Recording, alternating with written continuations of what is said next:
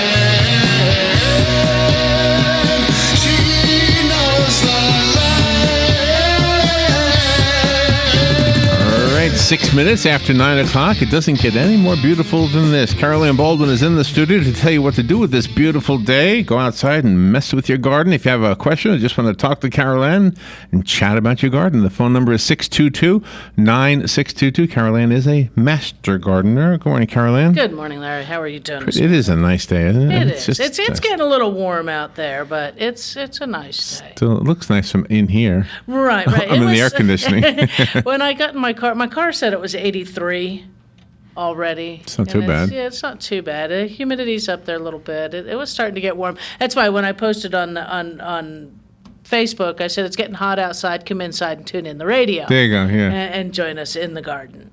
So there we go. Found it. I just went. If anybody's on that Facebook group page, and if you want to be and you're on Facebook, just find the group page for In the Garden. In the Garden. And ask to be a member of it, and I will gladly welcome you aboard. But this morning, I just posted 5 pictures from over at the Ag Center trying to do some soil solarization, and figured I'd give it a picture-by-picture on what to do. How to do that. How to do it. Okay. So that's why I created that Facebook page as an extension to this program. Because sometimes visuals are necessary. Right, and not everybody either has the ability to be on their computer when the show's on, Right, and I can't do those things right in here. So I put it on that, and it was just sort of step by step. And then chatting with another member of Master Gardeners this morning, said, a nematologist actually said that those nematodes can go much deeper, which nematodes are a microscopic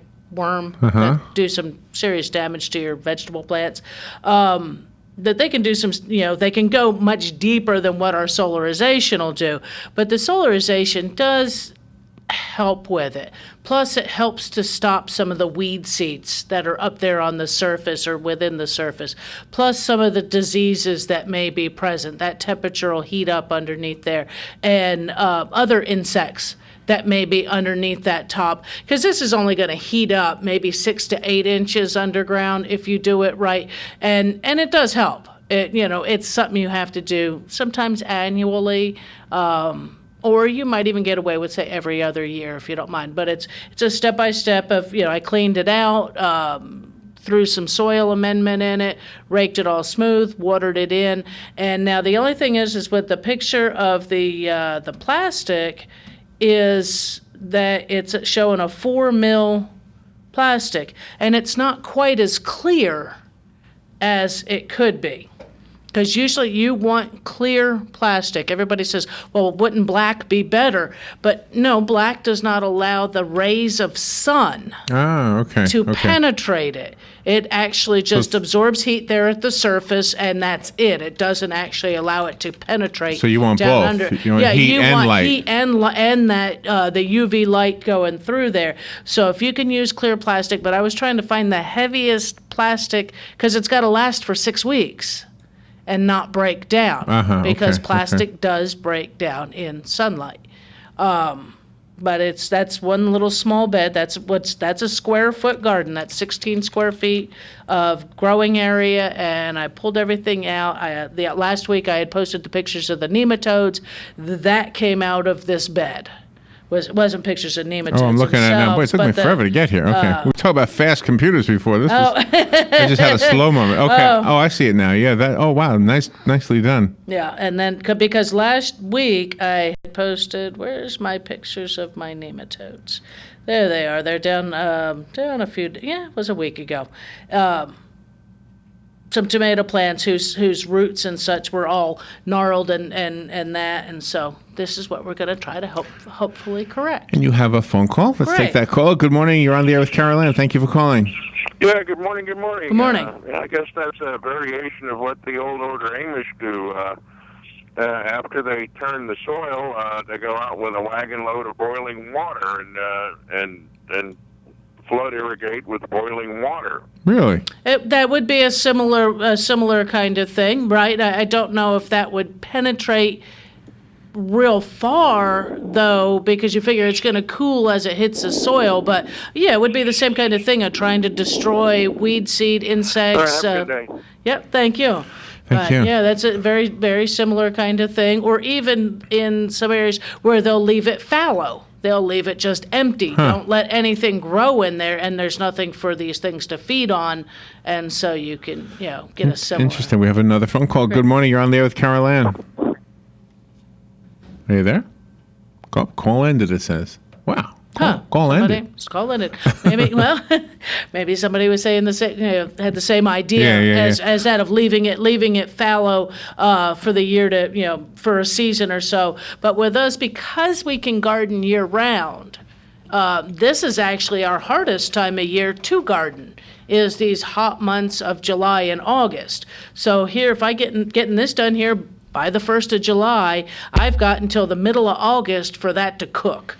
And then when I take that plastic off, I'm not going to spade that up. I'm not going to hoe it up. I'm not going to turn that soil. I may add some more fertilizer to it, but it would be just on the top, and just plant directly in that, because if you turn that soil over, you're just taking what was not cooked and bringing that up to the top. So if there were buried weed seeds, they would now be brought up into an area where they could germinate readily. So this, it does multiple things. And also, while that's covered with plastic, you're a little bit safer. Folks who are don't like to use herbicides and such around their beds. Well, here, this is covered. It's empty. I can spray around that without a lot of concern that it's going to spray my plants. I could treat for ants on the outside of this bed, because, you figure when that starts getting covered, there's a good chance ants may try to be underneath there, because they'll get deeper. We all know ant beds can be massively deep, but you can't hardly treat for ants in a vegetable garden area or herb garden area with anything on the market, because nothing's labeled for use in those areas. So once it's empty, you start seeing ants and things like that much more easily treated for those problems as well. There was a story this morning, and it was from Irondequoit, New York, or something like that. And it was reminding people to keep their mulch piles 18 inches or farther away from their home, because they're starting fires. Oh my! Is that because of the heat? This is up in New York, so they've got hot temperatures this time of year too. Right. Well, usually it doesn't take temperature to. Oh, it's not that. It's something else. Cause a fire. I mean, not the temperature outside or that. It could be that if they're having a fire problem, is that mulch can just carry that flame right to the home. Oh, okay. That's why we have to be careful with vines, especially if you have natural areas, if you live on wooded areas and things like that, and there's vines that grow up in trees, or you yourself are encouraging vines to go up into trees. They can just be a ladder. I bet it flames. Does, yeah. It says when mulch naturally decomposes, it creates heat that has nowhere to go. Traditionally, the mulch will start to smolder. That's pretty thick. That would be pretty thick mulch. Well, are they using the wrong word? Because you've talked about something before. Because mulch, we use mulch around the house. It's usually mulch 2 to 4 is the stuff inches. they put in the garden, right? Yeah, it's the wood stuff you're seeing out here. But what is the compost? That's something different. Compost would be mulch mulch first, and it becomes compost once Maybe it they're begins to using the break wrong down. word in this Maybe article. It could be that that you're getting a mulch pile, which could be that you're getting the trimmings from the city. Or maybe it's a regional thing. Maybe they call it mulch, we call it compost. Is that possible? Some people mix up the word easily, but I think it could also be people getting the tree trimmings. All right, we have a phone call. Not that one, but this one on the air. Good morning. You're on with Carol Ann. Good morning, Carol. Morning. Sonny calling. Yeah. I used to have mulch piles all the time, and one year I did have my mulch pile going, and I always used like grass cuttings, leaves, and, stuff like that. And it actually started smoking. You could see it smoking. But that was a compost pile. Huh? That was probably a compost pile, wasn't it? Yeah. Yeah, it wasn't a mulch pile.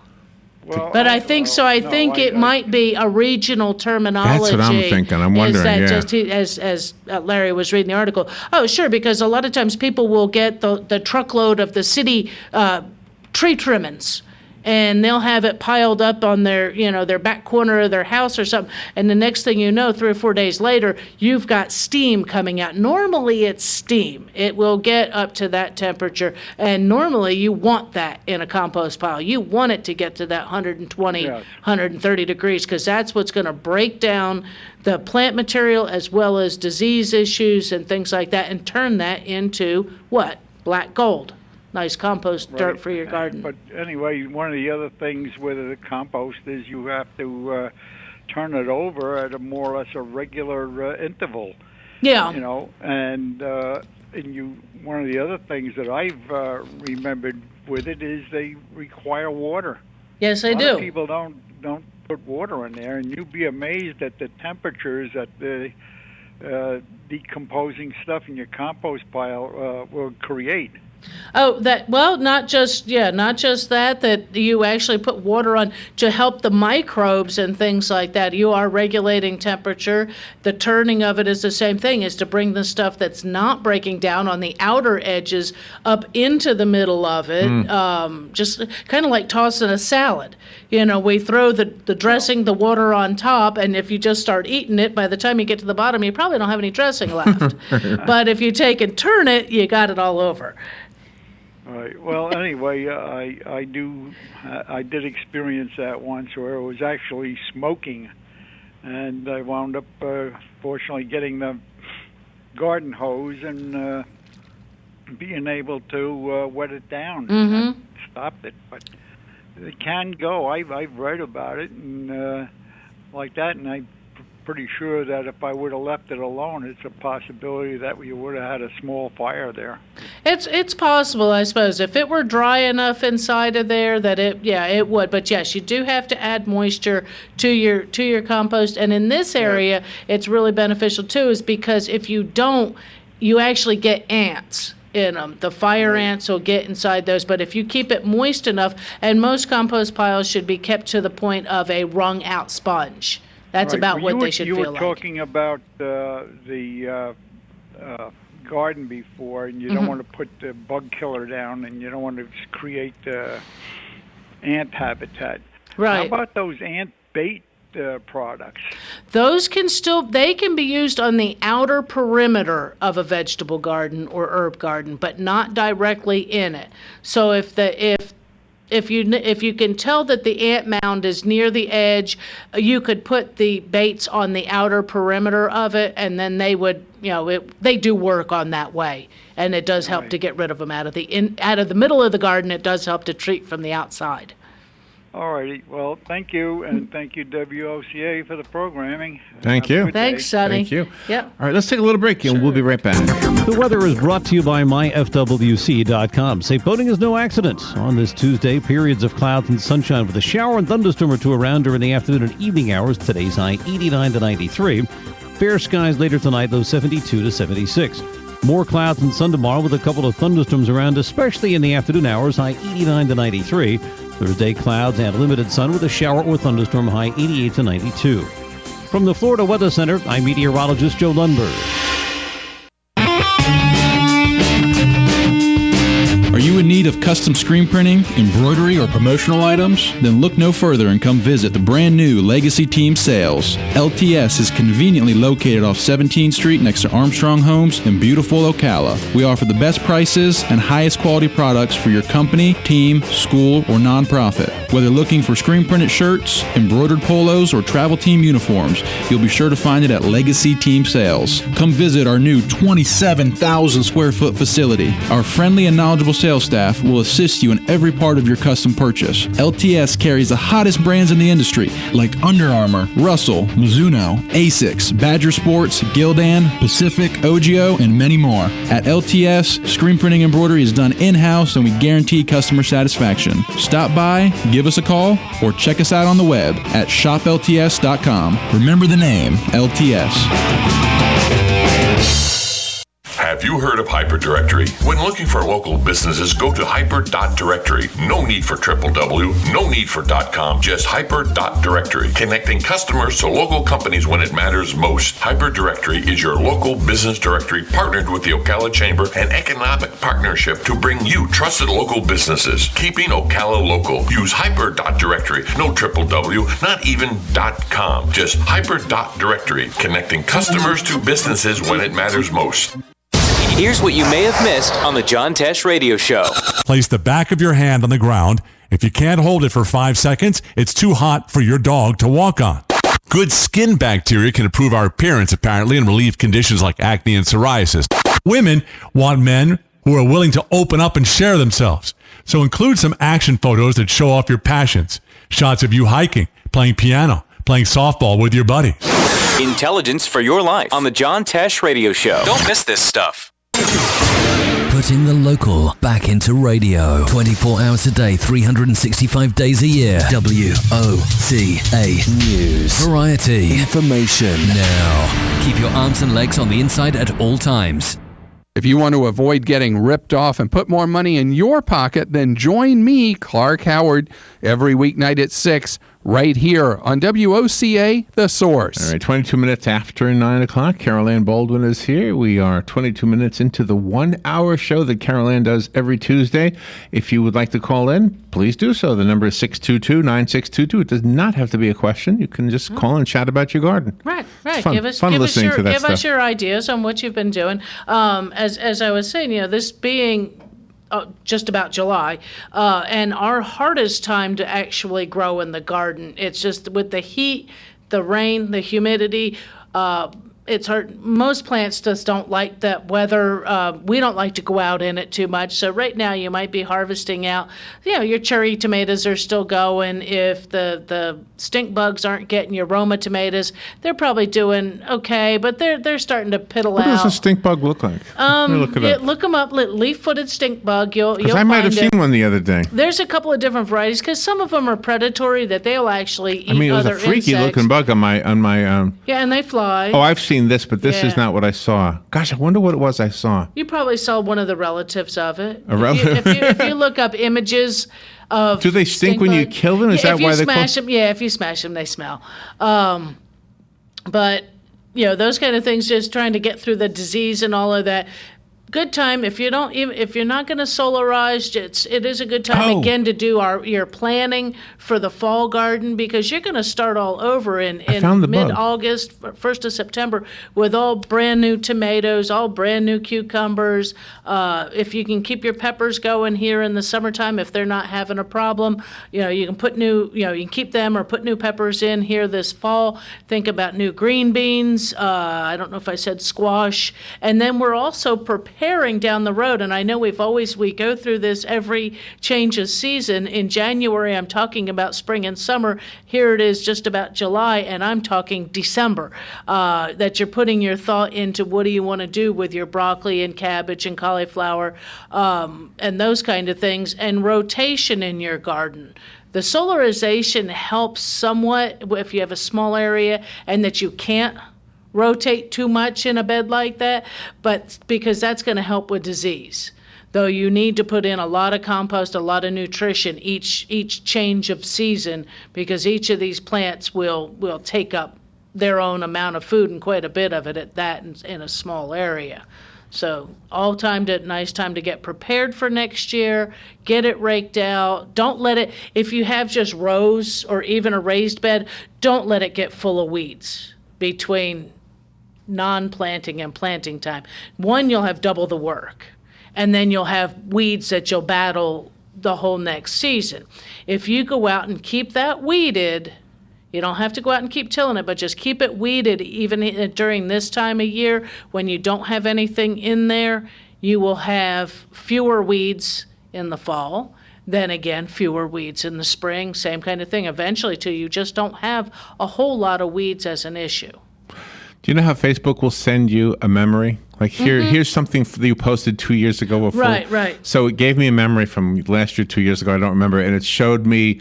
I posted a picture of the very beginnings of my bananas. Remember? Oh, okay. The little baby things that was right. happening. So I guess that was happening this time of year. Last year, right. Yeah, was it 1 year ago? Or two? Maybe it was 1 year. I think it was just last year. Yeah. So anyway, so I went outside, and I don't think I have any this year. But I looked on Doug's, and he does have He's got some at least flowers one. on. And I think he's got two. Yeah. Nice. So Yeah, your flower. Yeah, because your tree had it last had year. them last year. We actually ate those bananas too. Yeah, they were good. They were good. Yeah. They were good. Yeah, we put them in the paper bag and ripened them up. The other thing in my yard is I used to have these two when I first moved in. I didn't plant them, but Right. they were there. I had two rose bushes. One was yellow roses, one was red roses. Right. The red rose plant is gone completely. Oh. But the yellow one was almost gone. And now this year, a brand new stalk. Just coming up. So what's your advice for that? Should I just let it do what it does in the wild, or should I put a stick there? Or? You could put a stick with it just to keep it from breaking over. Yeah.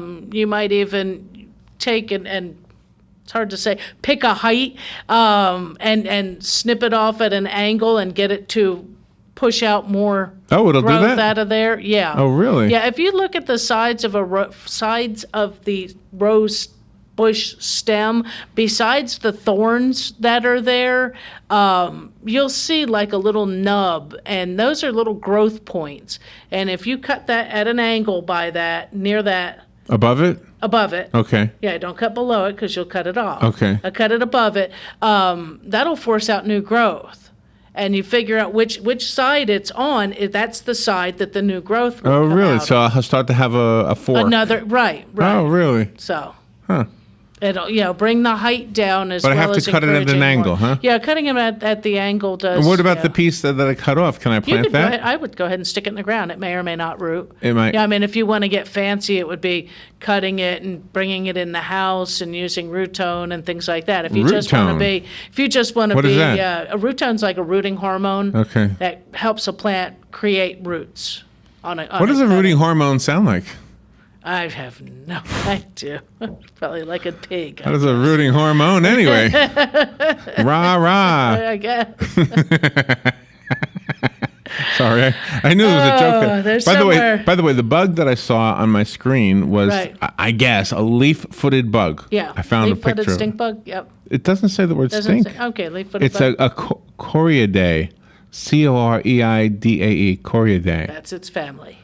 It's one of the many. It's a suborder of the Heteroptera. Why do they give them such hard names?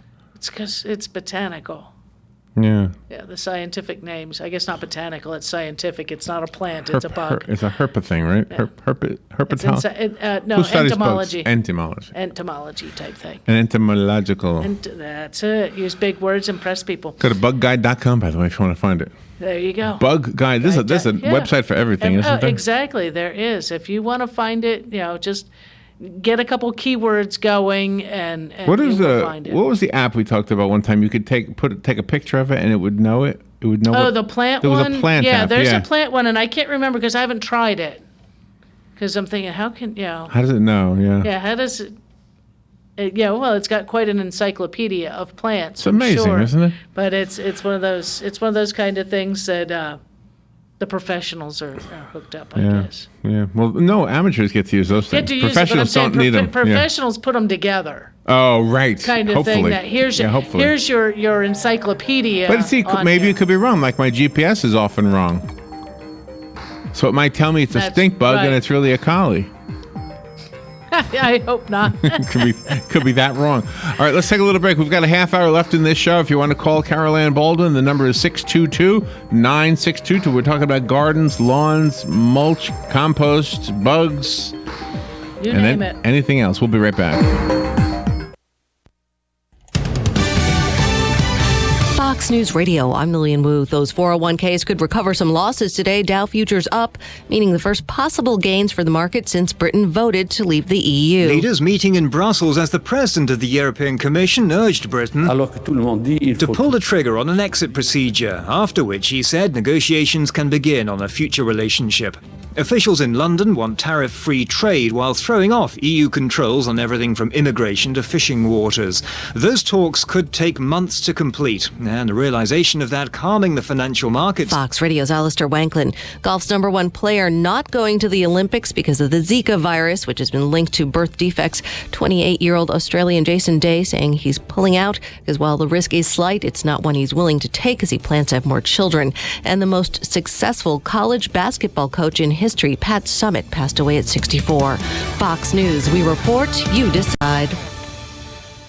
A Napa guy knows not to judge a man by his car's multicolor paint job or absence of modern gadgetry. Who cares if it's technically old enough to vote and the windows are powered by the strength of your left arm? Your monthly payment is zero, and it'll stay that way. Because with over 400,000 parts and a little Napa know-how, you can keep anything on the road. She may not be pretty, but she's all yours. That's Napa know-how. The thought of my sons growing up without me inspired me to quit smoking. I talked to my doctors, and then I threw away all my cigarettes, ashtrays, and lighters. I started exercising instead of smoking. Staying away from alcohol when I was first quitting was key. I kept on trying, learned something each time. Do whatever it takes. We did it, so can you. You can quit. Call 1-800-QUIT-NOW for help getting free medication, if available and eligible. That's 1-800-QUIT-NOW. A message from the Centers for Disease Control and Prevention. Garden Brothers Circus is coming to Ocala. July 9th at 1:30, 4:30, and 7:30 p.m. Don't miss your last chance to see elephants live. Also featuring racing camels, the human slingshot, and Chinese acrobats. Plus America's Got Talent duo hand balancing act, motorcycle daredevils, and the funniest clowns that'll even make mom and dad laugh. The first 100 adult tickets sold online are only $9.95 at GardenBrosCircus.com. Or get your tickets at the box office on show day. At the Southeastern Livestock Pavilion. Again, that's GardenBrosCircus.com. You've got a garden and we've got a show for you called You've Got a Garden with your host, Master Gardener Carol Ann Baldwin. Carol Ann answers your questions about your flowers, your veggies, your grass, your trees, even questions about your bugs. And she's only on WOCA, so don't miss Carol Ann Baldwin and You've Got a Garden each Tuesday from 9 a.m. to 10 a.m. right here on WOCA The Source.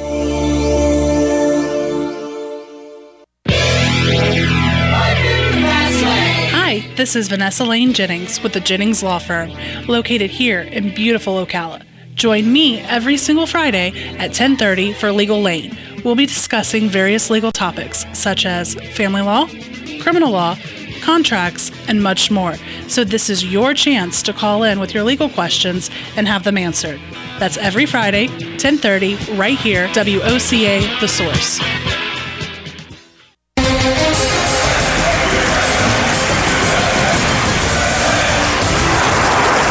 Say that this country is in the toilet. Some would even go so far as to say the economy is going down the drain. But we say, if water runs through it, we do it. Hi, I'm Sean Scott, owner of Mike Scott Plumbing, and I approve this message. Veterans are the foundation upon which our freedom is built. Listen to The Source, WOCA, each Thursday at 9 a.m. to Veterans News with Hank Whittier from Vets Helping Vets. You'll hear tributes, information on veterans issues, and stories that will make you laugh, cry, and feel proud. Veterans News always focuses on the military, past and present, and on our first responders. Veterans News is brought to you each week by Bob Wine's Camellia Gardens and Nursery, keeping you blooming since 1952.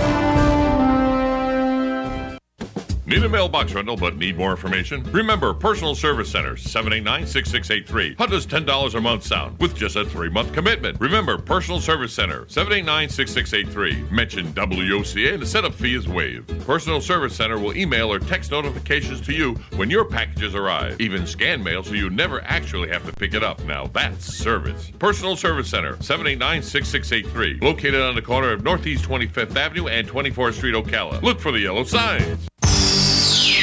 WOCA. All right, 25 minutes before 10 o'clock. A good 25 minutes left to the show called In the Garden with Carol Ann. Carol Ann Baldwin, of course, is your host. And let's return to the show. Remember, your phone calls are part of the show, so we'd love to hear from you. The number is 622-9622. Don't hold back. If you have something you want to say, you can interrupt us, and I'll wait for Carol Ann to take a breath, and she'll know that you're on the line, just waiting to chat. There you go. Yeah, got to wait for me to take a breath. Sometimes I get a little going. That's my job. My job is to wait for you to take a breath. And then I get the hand signal. And then we get, got a phone call. Got a phone call. Oh, okay. I'll you want take to be a breath. professional radio guy, you got to learn how to put your hand to your ear. Do the telephone signal, yeah.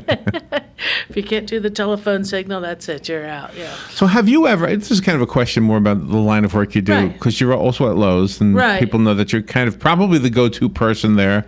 I have been for, I have, even though I did not officially work there, I was always the vendor out there. But I've been in that store for God, I don't know how many years. And that store is the one, Lady Lake, just so people know if they want to come find you.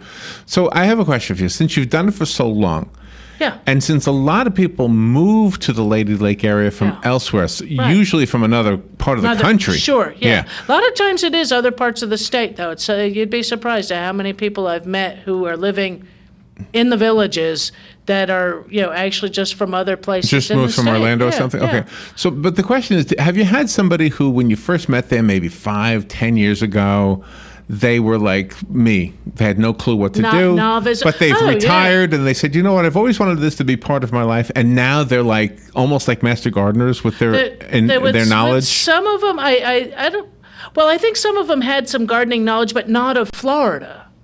Or not of maybe that's Central what I meant. Not of Central Florida, and I mean they come to me. They still come to today, and they go, I'm still trying to learn this stuff, and it's a constant learning process, because you'll get an idea of how to do something a little bit differently from someone, and that really worked for them, and maybe you've struggled with growing a plant, and somebody says, well, if you plant that at this time of year instead, it'll be beautiful now. If you planted it 3 months ago, and so, but some of them, I see them. I've got customers who have been regular customers for years, and I guess it's no secret now that next week when I come in here, I'm taking the weekend off because it's 4th of July weekend and all that fun stuff, and then Tuesday after I finish this show, I am actually a member of the Lowe's employee. Yeah. And I will be outside gardening. Excited about that. I am, because I have a larger game plan. That's in my it's in my way of going, and I think it's in their game plan too within the store. So. With that said, you'll still find me there. I'll just, once I get through training, I'll be wearing a red vest instead of a tan one. Is that the difference? I didn't know. And then I'll actually be employed there, and I won't be able to say, sorry, I don't work here. So okay, like Jim called in earlier, and he gave an idea to all of us. Yeah. To use boiling water instead of, to kill bugs. Insects and things like that. Right. Now, so let's say we heard him and we say, oh, I never thought of doing that. So I go boil a pot of water and just pour it in our garden. Mm-hmm. Are we going to learn? You'll see whether or not. Could you hurt things? You could, if you still had, you wouldn't do it in a garden that had plants still in there. Because, again, boiling water would kill all the plants. Okay, right. The same thing that a lot of go-to, it's not go-to, it's the trendy thing. It's I don't even know the word. It's the latest put cheese on it, it tastes good. And then it's put bacon on it, it tastes good. It's jalapenos, it tastes good. Put chocolate, it's those kind of things. It's the latest thing now is vinegar for killing weeds. It's for killing weeds. It's not for killing bugs on your plants. If you spray your plant with vinegar, you're gonna hurt your plant. Epsom salts is another one of those things. Everybody's going buku crazy. Everything is Epsom salts. Epsom salts cures everything. Epsom salts is magnesium. It's one vitamin. It's one piece of the building blocks of nutrition for a plant. Buy a complete fertilizer, you don't need to run around with Epsom salts on everything. Epsom salts is just that, salt, S-A-L-T. It can become a toxic level in your... Could you use it instead of Roundup? People have used rock salt and stuff. Again, it's going to build up a toxic level in your ground because all of those kind of things are all salts. They're all crystallized at some point. And so any of these things, use with caution. I was on a blog the other day. Someone had snails. They weren't, I don't believe they were in Central Florida, but because I'm on another one that's actually quite extensive where it reaches Europe and places like that. But they had snails and slugs, and people were doing the beer thing and this and that. And somebody's going, ring the area with salt. It's like, do you really want to poison your plants? I mean, so many people are reluctant to use because they didn't want to use chemicals in the garden. And so people were saying, go out there and put salt on them. And it's like, yeah, but putting table salt right in the garden's not good for your plants. Yeah. So some of these things, think about it. Don't run right out and do it. My hint to them was if you really don't want to use anything out there, even though the organic slug and snail things are just that they're again a iron or sulfur base, so they break down to a fertilizer, was lay a board on the ground. They will go under that board when the sun is shining because it'll be cooler and more moist. And in the evening or later in the afternoon, you lift up said board, scrape off the critters, the offending critters, and dispatch them in your favorite manner.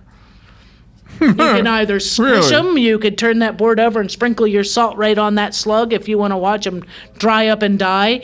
But it's those kind of things that, watch the ideas that you're going to follow. Make sure they are sound, because I hear too many of them that are really kind of going, would you do that in your garden? And how often? And you wonder why your plants might be struggling. Watch what you're doing. Natural or homemade remedies are not necessarily safe. So if you moved or the best thing to use. If you moved into a new place and you were having a hard time with and you're not from out of the area, you're familiar with the area. So gosh, how come nothing grows here? Is it possible that the previous owner, the previous resident, messed the soil up? Yes. So how do you fix that? How do you fix it? First, you find out what they did, if you can. I mean, if it's the kind of thing that nothing is growing there, I would consider that they used one of the long-term herbicides that had an extended control in there. And I'd be thinking either I need to flush that out, amend soil. I probably wouldn't be putting, I probably would try not, I would just skip that area for a while, that they did something or they used something inappropriate in the yard, in those areas. If it's just something that's struggling, you also start to look at just what the environment is. Is it a little too shaded? Am I watching where that sun is? Maybe I'll go take a pH test to the university. Things like that is moreover what you're going to watch for. Does the ground drain? Does that soil actually drain in that area? Some people, come to find out they've got clay up near the surface, and that just keeps things soggy, and so it won't drain, and the plants don't thrive in those areas. And some of these things you can check yourself if it's a matter of you're concerned if it's draining. Is marking off an area and pouring a measured amount of water on the ground, or digging a shallow area and pouring the water in, does it drain very quickly? Right. Maybe if it's very fast, maybe you need to put some amendment in so that it'll hold some water. If it's sitting there, you're kind of going, you know what, I have clay.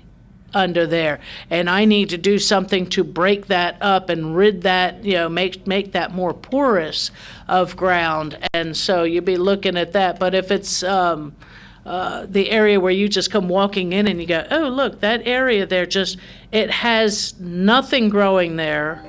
Things seem to stop at the edge. It'd be investigating for a chemical type issue. If you would like $20 to Bob Wine's Community Gardens and Nursery, I have a $20 gift certificate I'll give away, and you have to call me during the break, 622-9622. Tell me what Carol Ann is demonstrating on the Facebook page called In the Garden.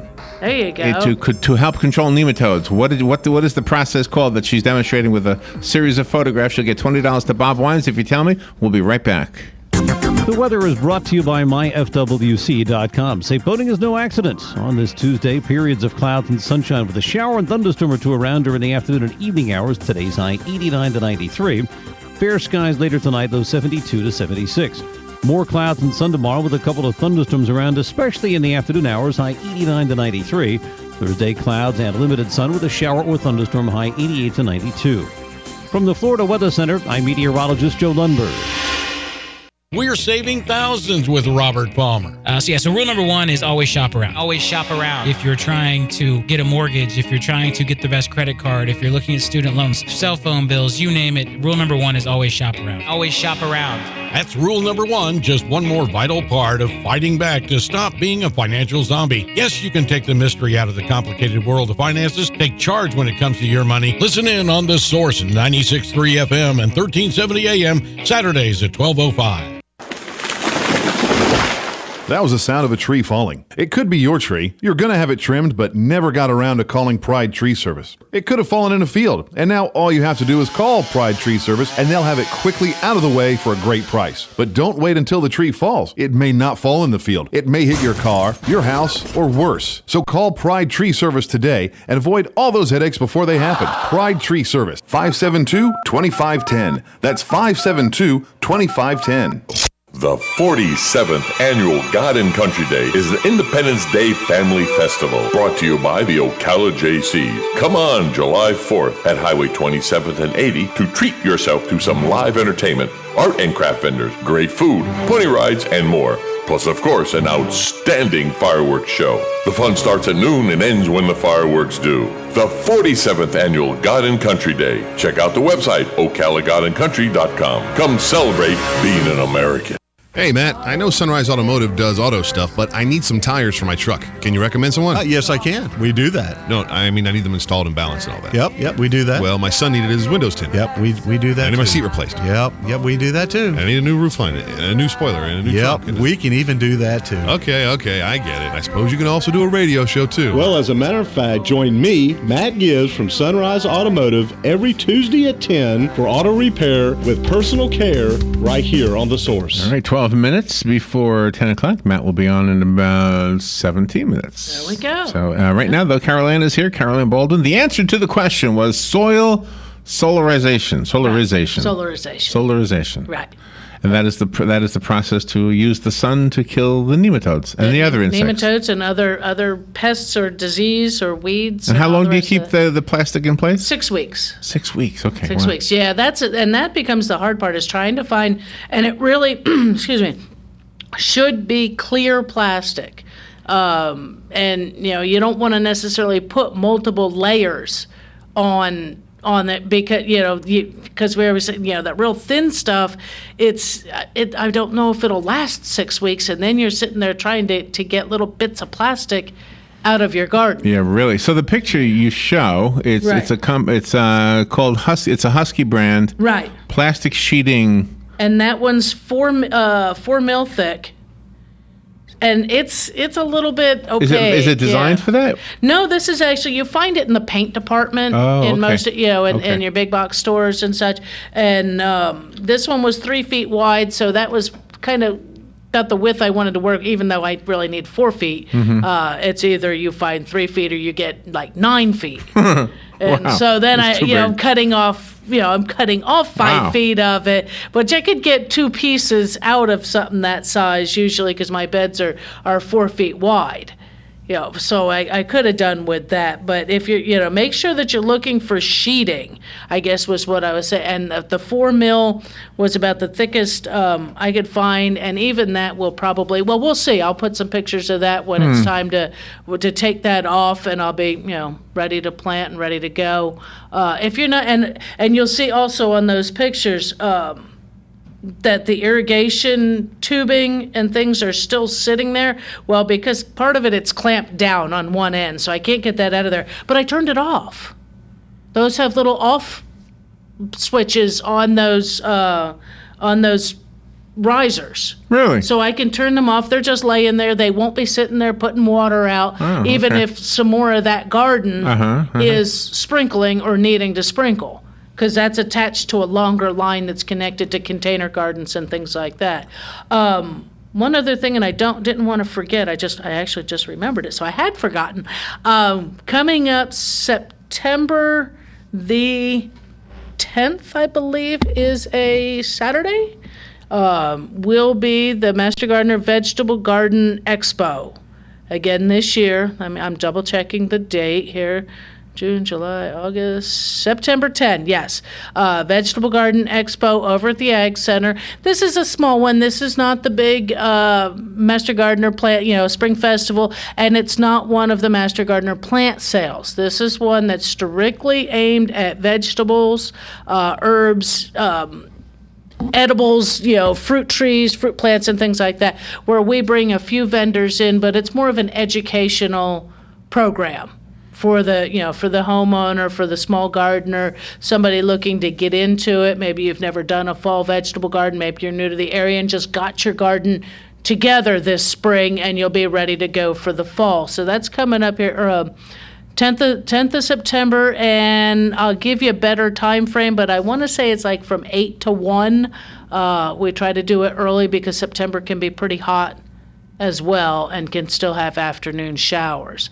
So we do it kind of early. It's a few-hour event, lots of educational opportunities. And this year I think I'm going to do some stuff on some container gardening and how to go with that, so it doesn't matter what size you have, you can still grow your own stuff, you can make a garden in a container. And it doesn't matter if you only got a patio or a place to hang some hanging baskets. Usually in this world, when there's an idea, there'll be some entrepreneurial person who says, "Oh, well, let's use that for this." So you're taking a product that's used for painting, and applying it to gardening. So how long before some gardening company decides, "Oh, well, we'll just package it for that purpose"?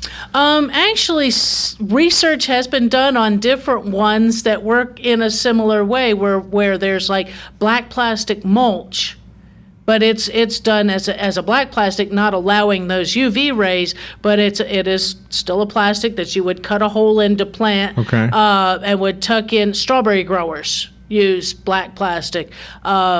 They've done research and found out red plastic mulch works wonderfully for tomatoes and strawberries, that the red light that actually reflects up really helps those plants.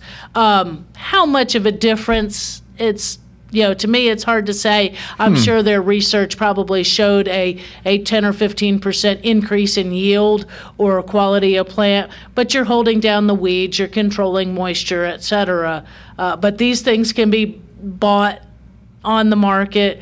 And again, it probably came from plastic, of just using some kind of plastic, but these ones would be UV stable so that it's not going to break down in the garden. And the earth boxes that you can buy, I think even in the stores or online, will come with a plastic cover that has some elastic in it, so that, and you cut your holes in it and it fits right over. And again, doing that same thing, controlling moisture, keeping weeds out and things like that. You have another phone call. Right. Good morning. You're on the air with Carol Ann. Yeah, good morning, guys. Hey, I just got back from shopping. It looks like watermelon season's in full scale here in Florida with their crops. Oh, yeah.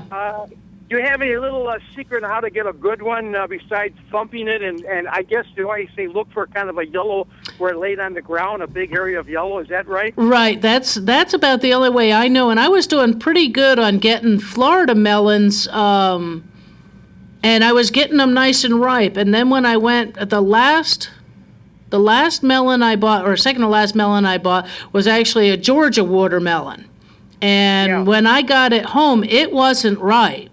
And I think what it was is they were trying to jump onto this higher price here at the beginning of the seasons, and they were picked a little early. The next one, because I called them up and I said, hey, it wasn't ripe.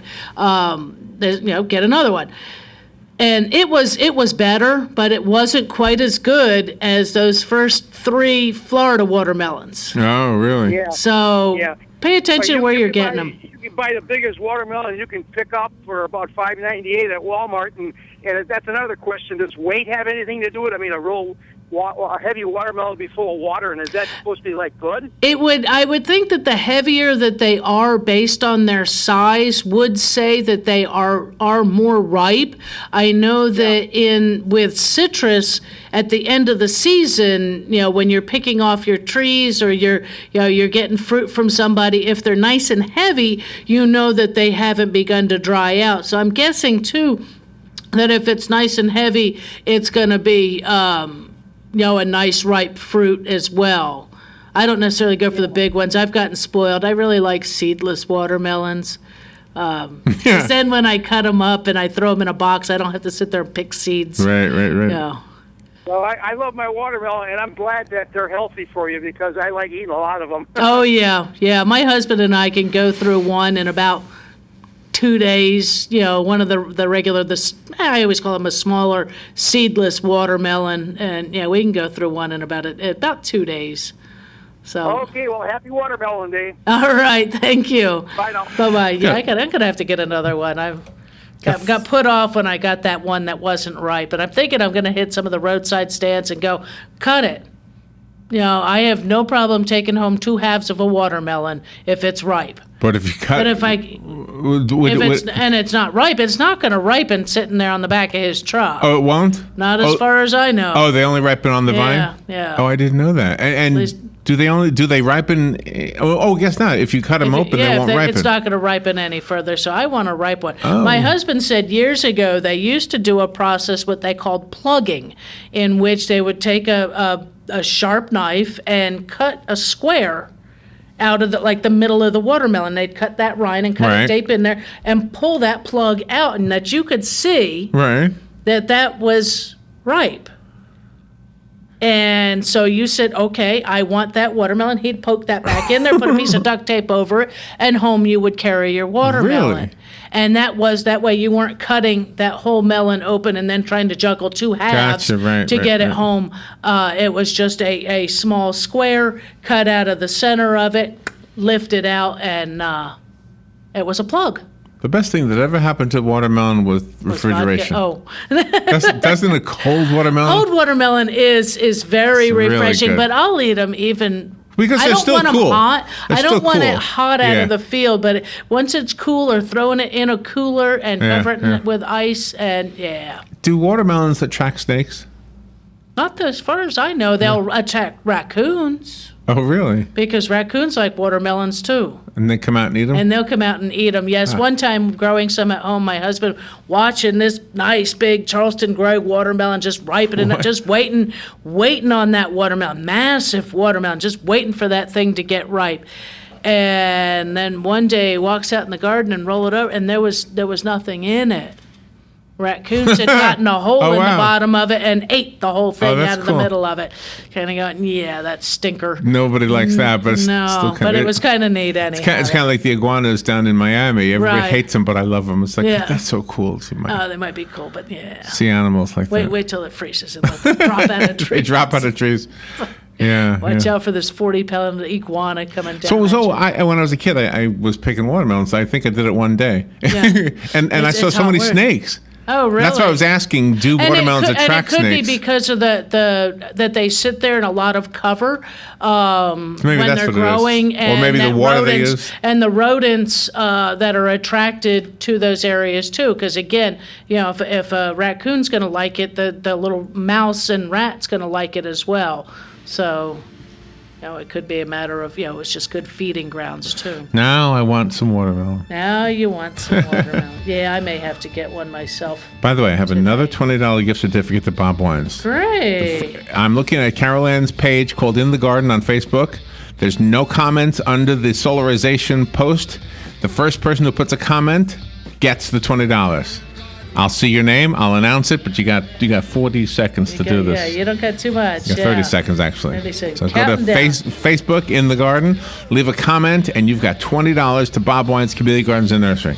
There you go. I'm watching. I got my eye on it. I'm looking right now. Waiting for the first comment. Come on, I know somebody saw the page. Do I have to refresh it? Do I have to refresh it in order to see it? I'm not sure. So it should pop up. Carolyn, thank you so much. Thanks, Larry. This is WOCA Ocala. Broadcasting from the Paddock Mall Studios, this is WOCA Ocala. Fox News Radio, I'm Lillian Wu. Volkswagen reaches a deal in its emissions cheating settlement. Owners will be offered repairs or the company will buy back their cars, and owners will be offered money as compensation too. Fox Radio's Ginny Cosola. Our economy grew at a slightly faster pace at the start of the year than previously estimated. Another athlete dropping out of the Olympics because of the Zika virus. Fox Radio's Jared Max reports. The world's #1 ranked golfer, Jason Day of Australia, announced today, "It is with deep regret that I will not be competing in Rio de Janeiro. The reason for my decision is my concerns about the possible transmission of Zika virus. While it has always been a major goal to compete in the Olympics on behalf of my country, playing golf cannot take precedent over the safety of our family." And Buddy Ryan, who coached 2 defenses that won Super Bowl titles, has died. He was 82. Fox News, we report. You decide. A Napa guy knows not to judge a man by his car's multicolor paint job or absence of modern gadgetry. Who cares if it's technically old enough to vote and the windows are powered by the strength of your left arm? Your monthly payment is $0, and it'll stay that way. Because with over 400,000 parts and a little Napa know-how, you can keep anything on the road. She may not be pretty, but she's all yours. That's Napa know-how. The thought of my sons growing up without me inspired me to quit smoking. I talked to my doctors, and then I threw away all my cigarettes, ashtrays, and lighters. I started exercising instead of smoking. Staying away from alcohol when I was first quitting